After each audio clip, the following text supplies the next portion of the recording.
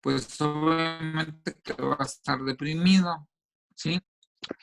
Eh, Espérame, déjame para que se pueda grabar voy a intentar grabarla, a ver si me lo permite. Creo que sí, ahí está bueno, aunque no tenga la cámara. Entonces, imagínense que una persona tiene un problema de una muerte, entonces ahí no podemos aplicarle el asunto de que tiene una depresión. Bueno, sí tiene una depresión, a lo mejor sí necesita un psicólogo, momentáneamente como algo de emergencia, de urgencia, pero hay un punto, y ahí viene en las diapositivas y viene en el librito, de que si tienen que pasar 2 meses la persona deprimida para poder darnos cuenta de que es un problema que ya no es normal. O sea, si la persona se le murió un familiar y pasan 2 meses y sigue deprimida y sigue sin salir de su casa, pues no es normal. O sea, más, ¿cuánto es lo normal? Pues imagínense que al otro día que se le murió la mamá anda como si nada, que se le murió el esposo, que se le murió el hijo, pues eso no es normal, ¿verdad? A lo mejor 2 semanas, 3 semanas, tal vez 4 semanas, pero ya cuando estamos acercándonos a la quinta, sexta semana y la persona no hace su vida normal, entonces ya estamos hablando de una depresión que llegó para quedarse, por así decirlo. Entonces hablamos de una depresión negativa. Entonces, bueno, cuando es una sola vez, se vale que la persona se deprima, pero que vuelva a hacer su vida, pues como al mes, por ejemplo, yo recuerdo hace muchos años que se murió el hermano de un maestro cuando yo estudiaba la preparatoria, y el maestro no fue 2 semanas, y nosotros no sabíamos por qué, y pensábamos que el maestro pues era como algo irresponsable, pero en realidad pues cuando nos enteramos que se le murió el hermano, y de hecho ya cuando llegó a la tercera semana que llegó a dar clases, andaba como tristón, pero ya daba la clase más o menos bien. Ya a la cuarta semana pues ya más o menos ni se le notaba que se le había muerto a nadie. Entonces, como pueden ver, o sea, hay gente que su depresión sí se justifica. Puede ser la muerte también de una mascota, ¿eh? No nomás de un familiar o de alguien muy querido, de una esposa o un esposo. Claro que imagínate que estés peleándote con tu esposa, con tu esposo y que quieras hasta matarlo y que en ese momento coincida con que se muere. Obviamente que te va a dar una culpa tremenda, porque si tú deseabas su muerte y se muere, coincide, pues te va a dar depresión. Ahí mucha gente dice, ¿y qué tal si se muere alguien que quiero que se muera? Pues no, también te va a dar depresión, porque te va a dar depresión por culpa. Ahí no es depresión por pérdida, sino por culpa, que es otro tipo de depresión. O sea, la culpa genera depresión o puede generar ansiedad, puede generar de las dos. Si es una vez, no pasa nada. Si brinca 2 meses, es que ya esa depresión no es buena. Esa depresión ya llegó para quedarse, ¿sí? ¿La que sigue? Gracias. Bueno, entonces los episodios recurrentes, ahí vean esa diapositiva, que es una persona que está llorando, no sé si lo alcanzan a ver, y está como que con ciclos que se repiten, ¿no? Entonces, ahí viene que tiene que haber existido un intervalo de al menos 2 meses. O sea, si la persona está deprimida y el episodio es recurrente, tienen que haber pasado 2 meses seguidos en los que no se cumplan esos criterios para que podamos nosotros pensar que es un episodio recurrente. O sea, 2 meses es lo que tarda el cerebro, digamos, en asimilar que el mundo no es como uno piensa, sacar fuerzas, salir adelante y todo ese rollo, ¿no? Entonces, esto es lo que más o menos tardaría el cerebro. Y luego otra vez viene el episodio depresivo, entonces ahí serían episodios de tipo recurrente. Ahí sí una persona sí necesita un psicólogo, obviamente. En el caso del que se le muere un familiar o del que se le muere un familiar al que tú deseas que se muera, que también te da depresión por culpa, de las dos maneras no te escapas de la depresión, pues ahí también necesitas un psicólogo.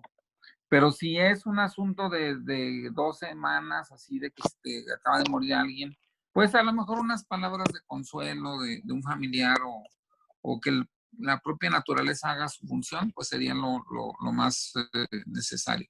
Pero fíjense que en general, en la depresión ahorita se encuentra, los trastornos de ansiedad es el 10%.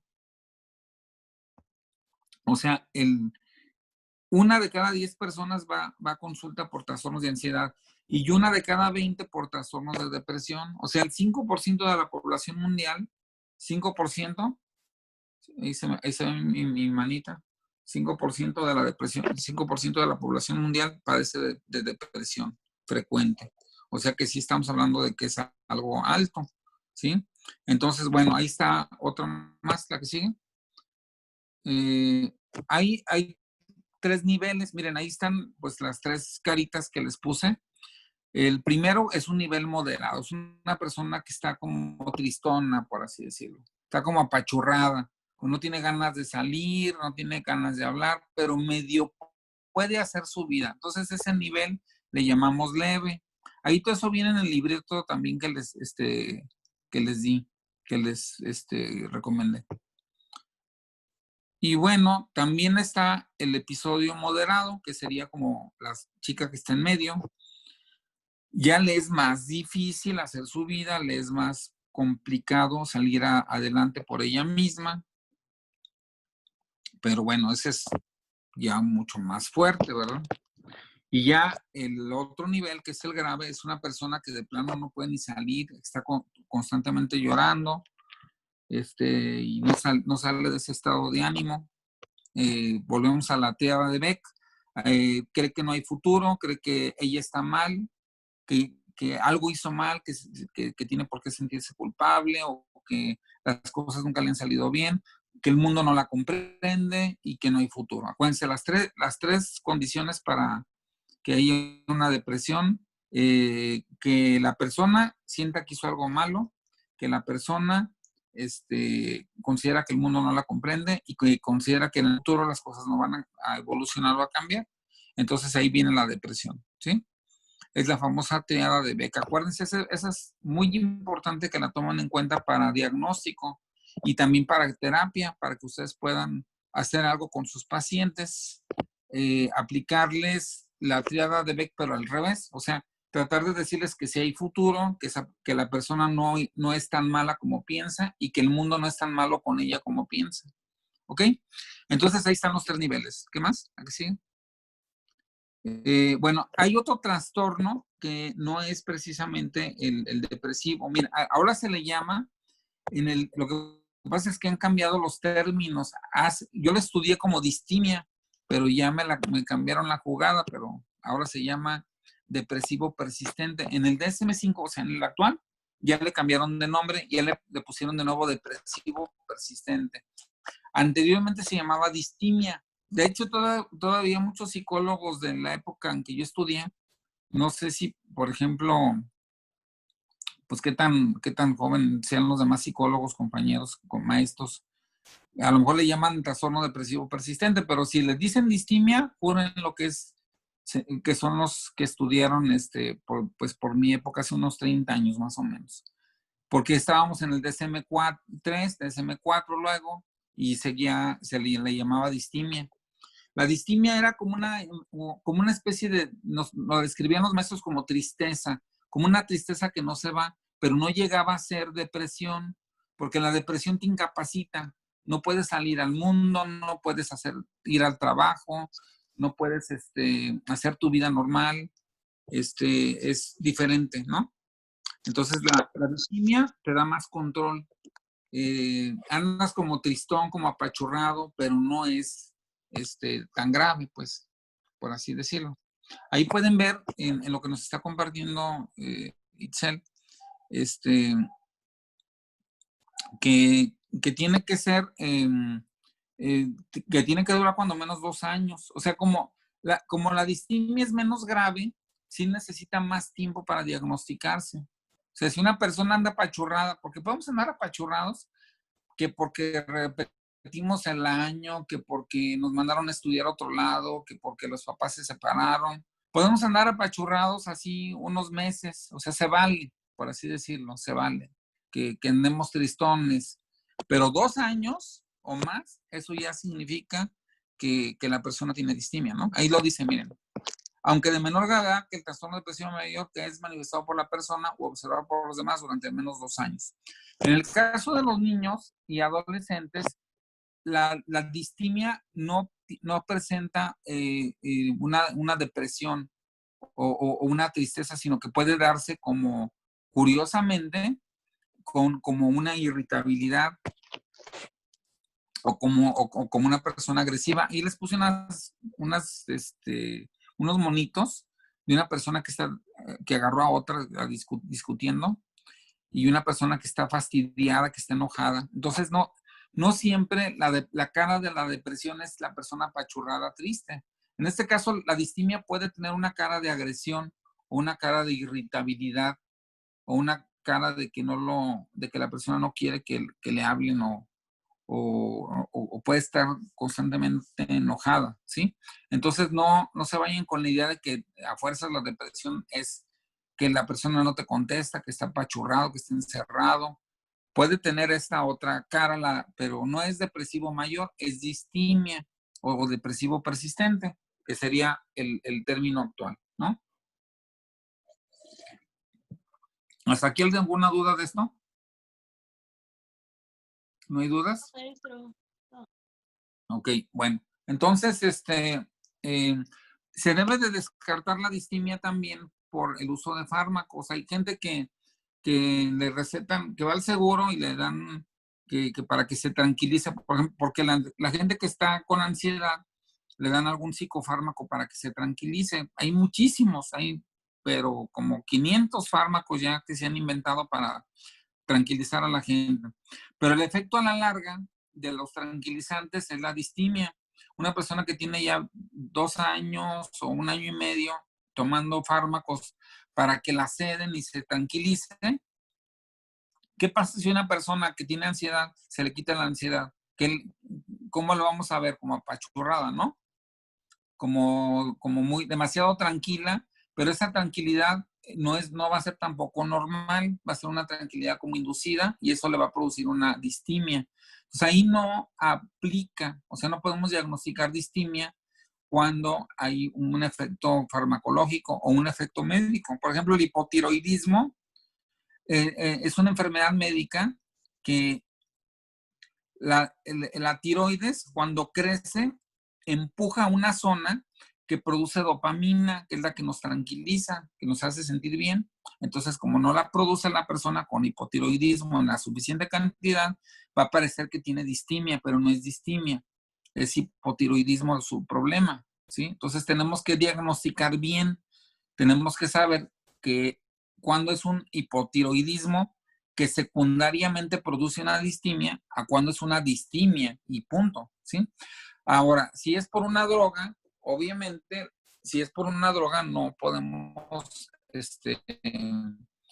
llamarle distimia. ¿Por qué? Porque la droga es la que está produciendo el problema. Entonces, hay que quitarle la droga poco a poco y que la persona lleve su vida de manera normal.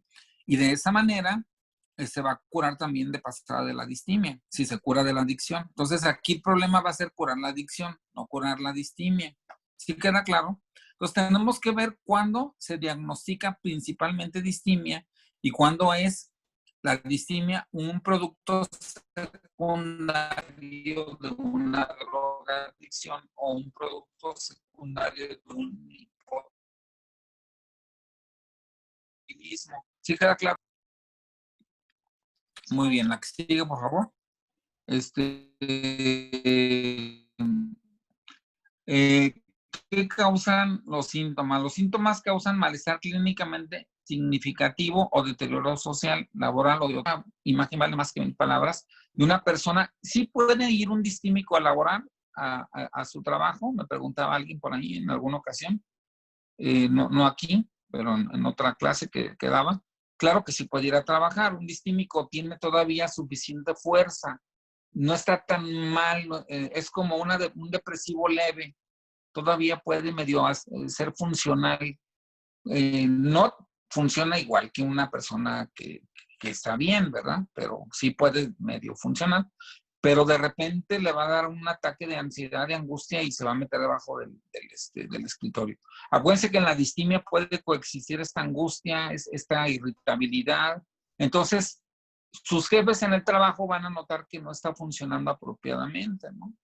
Entonces, el distímico no va a funcionar bien laboralmente. Entonces, por eso se dice que es mejor invertir en un psicólogo que perder tu trabajo, ¿no? O sea, mejor págale al psicólogo una parte de lo que tú ganas para que no pierdas tu trabajo.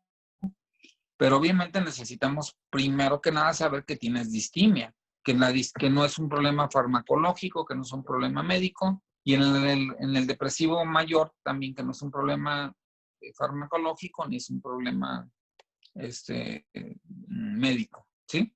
Eh, o bueno, en este caso sería por los fármacos, en el caso del depresivo mayor también puede ser causado por fármacos, ¿sí? En el caso del obsesivo compulsivo, que es el anterior que vimos, ahí no hay obsesiones por tumores cerebrales o cosas por el estilo. Ahí las obsesiones se dan por condiciones médicas de que te tienes que estar lavando y que te obliga el médico a ser muy... Por ejemplo, yo cuando me fracturé el brazo, yo me fracturé este brazo de aquí, no sé si lo alcanzan a ver, me lo fracturé. Entonces me decía el médico que tenía que hacer unos ejercicios todos los días. Entonces luego se me olvidaba hacer los ejercicios y me entraba mucho la ansiedad y iba y hacía mis ejercicios, ¿no? Entonces ahí se puede ver cómo me generó cierto grado de obsesión y de compulsión, porque ya estaba bien del brazo y como que tenía todavía las ganas de seguir haciendo el ejercicio, que ya no lo necesitaba. Es un ejemplo. Pero en este caso, en el caso de las depresiones, perdón, y de las distimias, ahí son problemas de tumores cerebrales, de hipotiroidismos, o sea, son problemas que están dentro del cerebro, se le llaman depresiones endógenas, para diferenciarlas de las psicógenas, o sea, de que no tienen una causa médica o una causa de tipo farmacológico, ¿sí? La que sigue, por favor. Bueno, miren, anteriormente no se quería reconocer hasta, de hecho ahorita les voy a poner la persona que lo descubre, el famoso trastorno disfórico premenstrual. Los rasgos esenciales son inestabilidad emocional, irritabilidad, disforia, síntomas de ansiedad, ocurren repetidamente durante la fase premenstrual y remiten alrededor del inicio de la menstruación o poco tiempo después. También puede haber síntomas físicos y conductuales. Además, estos síntomas han estado presentes en la mayoría de los ciclos menstruales durante al menos un año. Así es como se diagnostica. Tiene que ser mínimo un año y han provocado efectos adversos en el funcionamiento social o laboral de la persona. No a todas las mujeres les pasa, primero que nada. El famoso síndrome premenstrual tiene muchas caras o muchas formas como se presenta. Hay en algunas mujeres, porque obviamente no pueden ser hombres, porque esto nomás le ocurre a la mujer, la menstruación. Pero hay casos en los cuales pues no aplica o no ocurre, ¿verdad? Digamos que una de cada 6 mujeres está más proclive a que le dé este tipo de trastorno, ¿sí? Y bueno, si gustas, la que sigue, por favor, Itzel. Bueno, la doctora Katarina Dalton de Gran Bretaña, ahí dice en 1953, es la que por primera vez define el síndrome premenstrual y realiza los primeros trabajos importantes. Funda la primera clínica dedicada al tratamiento concreto de este síndrome y también analiza a lo largo de la vida lo que le pasa a la mujer en el síndrome premenstrual. Entonces, por eso, usualmente, fíjense, usualmente en el síndrome premenstrual la mujer está algo deprimida, algo con distimia. No, ojo, no todas las mujeres, no a todas las mujeres les ocurre. No podemos decir, pues es que estás en tu síndrome, en tus días. No, o sea, tenemos que considerar que hay de casos a casos. Hay unos casos en los cuales se aplica, que no son la mayoría, son la minoría, ¿sí?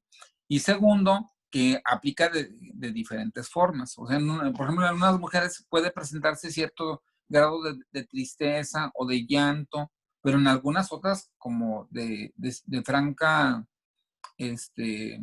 agresión o estar muy a la defensiva. O sea, no precisamente va a tener la cara de la depresión absolutamente, ¿sí? Otra más. Bueno, no, esa mera. Miren, esa es muy interesante porque gracias a los estudios de la doctora Caterina Dalton de Gran Bretaña, la legislación inglesa desde 1945, si una mujer mata a su marido, a su jefe, a alguien, ¿verdad? O es violenta, pero ella se encontraba en el periodo premenstrual, el abogado presenta las pruebas de que estaba en el periodo premenstrual y hay un atenuante. O sea, en vez de que les den, vamos a suponer que la legislación inglesa diga que le van a dar de 5 a 10 años de prisión, pues el hecho, si ella demuestra que estaba en el periodo premenstrual, es un atenuante y por lo tanto le van a dar nada más 5 años o 4 años o 3 años, qué sé yo. ¿Sí? Ocasionalmente lo considera como homicidio involuntario asimilado a la demencia. O sea, una mujer puede llegar a ser tan fuerte el síndrome premenstrual, no quiero decir que ni en la mayoría ni en la minoría, sino en algunos casos muy específicos, muy, muy concretos, que el cambio hormonal sea tan fuerte, tan severo en la mujer, que pueda llegar a ser considerado como una demencia momentánea involuntaria, fíjense. O sea que no, que sí es muy fuerte la cuestión esta hormonal en el caso de la mujer.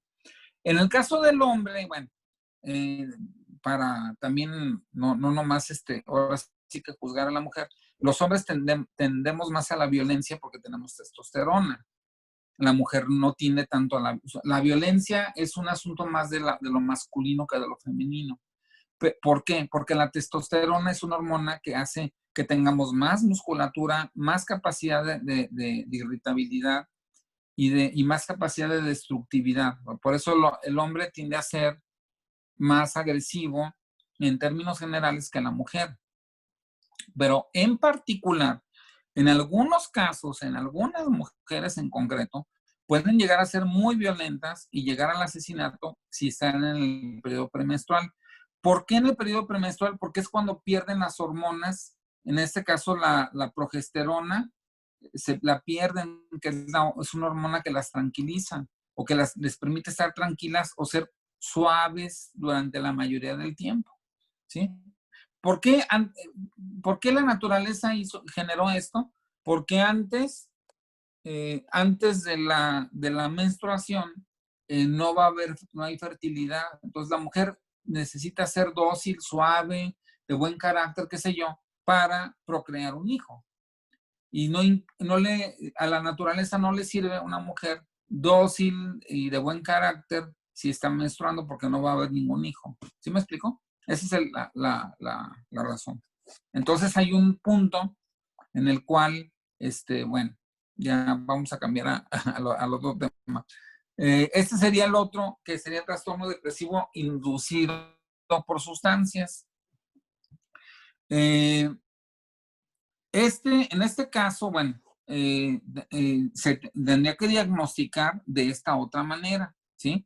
Aquí, fíjense, este trastorno se caracteriza por síntomas depresivos que están relacionados con la ingesta, con inyección o con inhalación de ciertas sustancias. Por ejemplo, los psicotrópicos, no sé si han oído hablar de ellos, seguramente lo vieron con el maestro Chico. Los psicotrópicos son sustancias que te cambian el funcionamiento cerebral o mental, ¿sí? Además, los síntomas depresivos persisten más allá de la duración prevista de los efectos fisiológicos de la sustancia. Se supone que cuando tú te curas de una adicción, se supone que te deberías de curar de las consecuencias, en este caso de la depresión, pero hay gente que después de durar muchos años ya sin la sustancia, puede ser que siga teniendo todavía los síntomas depresivos, ¿sí? Entonces, pues no es tan sencillo como pueden ver. O sea, no se curan así de la noche a la mañana, ¿sí? ¿Otra más? Ya sería la última, bueno, fin de la presentación. Hasta aquí dudas, ya nos queda muy poquito tiempo, no sé cuánto tiempo nos quede. Creo que nos quedan como 7 minutos, pero si gustan les contesto dudas. ¿Qué dudas tienen sobre el tema? No es, fíjense que es la mitad apenitas del libro, o sea, vamos a volver a ver de hoy en 8 trastornos depresivos, segunda parte, porque es muy rico, este trastorno es mucho más complejo que el obsesivo compulsivo y que el de ansiedad. Entonces sí vamos a necesitar otra sesión más para verlo. No sé si tengan dudas, preguntas hasta aquí. Por ahí les puse las preguntas en lo que es lo que es, espérenme, déjenme, me meto al Instituto Renacimiento para que sepan cuáles son las preguntas. Denme un segundito antes de que nos vayamos. Acceso a la plataforma. Porque se me borró de donde las hice. Entonces tengo que meterme a psicopatología y ver las preguntas. Aquí aparecen, mira. Les hice las siguientes preguntas. ¿Qué tan probable es que se suicide una persona con problemas del estado de ánimo? A ver, díganme ustedes. Una persona que no tiene problemas del estado de ánimo, respecto a una que sí, es 30 veces más probable. ¿Están de acuerdo? Ahí viene en el librito también que les mandé por la página. Luego, ¿qué investigador propuso la teoría más apropiada para entender la depresión? ¿Quién me dice?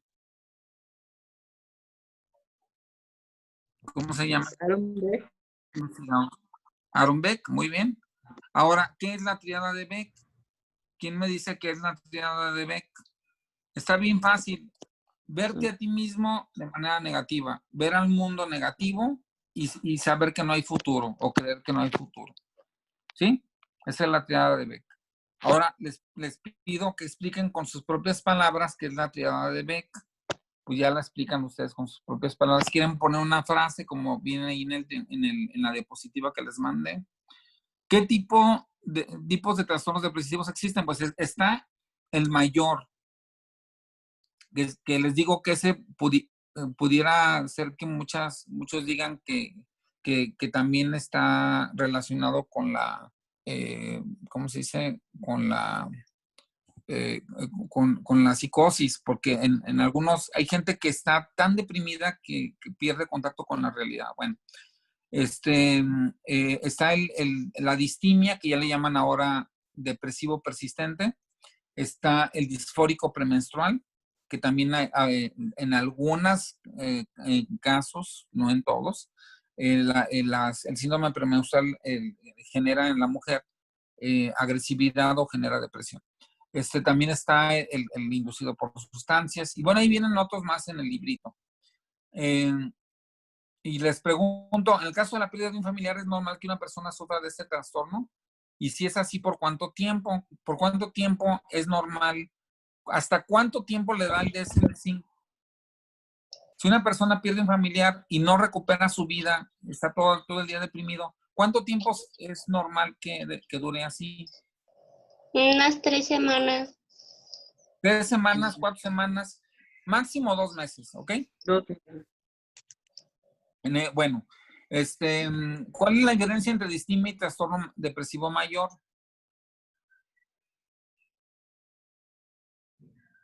La diferencia entre distimia o trastorno depresivo persistente y trastorno depresivo mayor. ¿Es el tiempo que tiene de duración? Sí, es mucho más largo, la distimia es mucho más larga, 2 años. En 2 años para diagnosticarse, pues es muchísimo tiempo. Y aparte es menos, la persona puede llegar a ser funcional, o sea, puede ser que sea funcional y que no tenga tanto problema para su vida social o laboral, aunque sí se ve deteriorada, pero el depresivo mayor, no sé si de plano, pues, de plano ya su vida laboral sí queda bastante dañada, ¿sí? Y bueno, y les va la otra. En la actualidad ya no se llama distimia, sino, ¿cómo se llama? Lo que yo estudié como distimia ahora. Depresivo persistente. Depresivo persistente, a diferencia del depresivo mayor. Bueno, da tu punto de vista de por qué es necesario que una persona con distimia se atienda.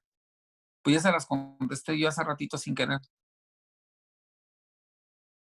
¿Por qué necesita atenderse una persona con distimia? Puede ser que sea funcional, que vaya a trabajar, pero puede ser también que lo despidan del trabajo, ¿no? A lo mejor sí es funcional, pero puede tener ciertos cambios de humor, de estado de ánimo, que no le van a gustar al jefe, y tarde que temprano le va a salir más caro, como dice el refrán, el caldo que a las albóndigas. Sale más barato un psicólogo que perder tu trabajo. ¿Sí? ¿O por qué más? ¿Cuál sería el otro motivo? ¿Sí están de acuerdo? Bueno. Y luego les pregunto que si conocen a alguien con algún síntoma de distimia y que hagan una descripción breve. Acuérdense que no es lo mismo la distimia. Bueno, ahí yo le pongo distimia, pero de hecho lo ponen también en el librito entre paréntesis para la gente que estudiamos la psicopatología hace 30 años o 25 años. Pero bueno, entonces para que ustedes hagan una descripción, ¿cómo puede afectar la menstruación a la depresión? Entonces ahí le ponen ustedes pues el síndrome premenstrual que lo descubrió la doctora Catherine, ahí le ponen de Gran Bretaña. Investiga qué tipos de sustancias o drogas provocan depresión. Yo ya les dije algunos, por ejemplo, la cocaína, en fin, son varios, ¿no?